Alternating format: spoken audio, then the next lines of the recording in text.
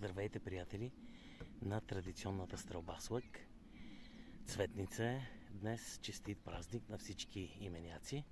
Виждате цъфналото дърво, ето там, виждате го, на доста метри, но преди него има поставена една мишена, на която съм поставил мишената на Българската асоциация за стрелба, за традиционна стрелба с лък. На някъде около 40 метра. С 4 стрели ще проверя с този асириец какво мога да направим. Така, ето ще покажа и разстоянието.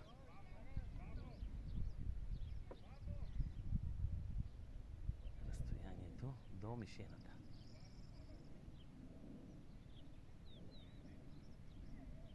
Да, 42 метра.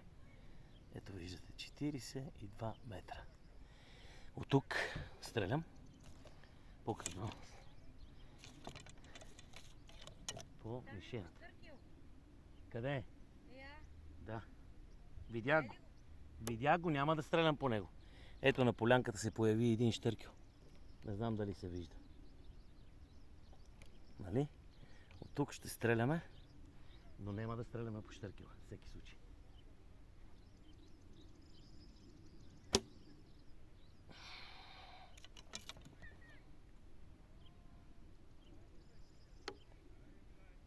Ето го. Красота. Виж колко е красиво.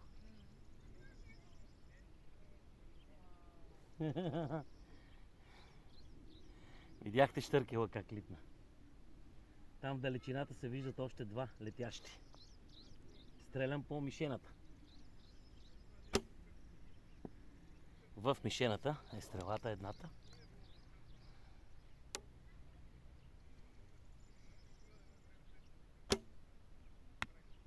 Втората.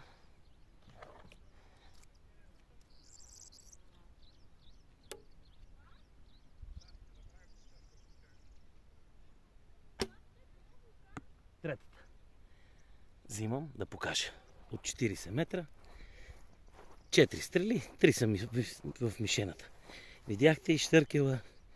Видяхте каква красота е тук. И последната стрела съм я забил точно в десетката, мисля. Ето. Да покажа, нали? Ето. Едната е малко по-напред, да. Ето е. Значи едната долу, едната горе и третата в десятката. Ето тук. Точно в средата се вижда. Нали? Вижда ли се, че е в средата? Вижда се. Това е, приятели, от 40 метра, дървото цъфнало, виждате каква красота е. Колата ми е там, където бях преди малко.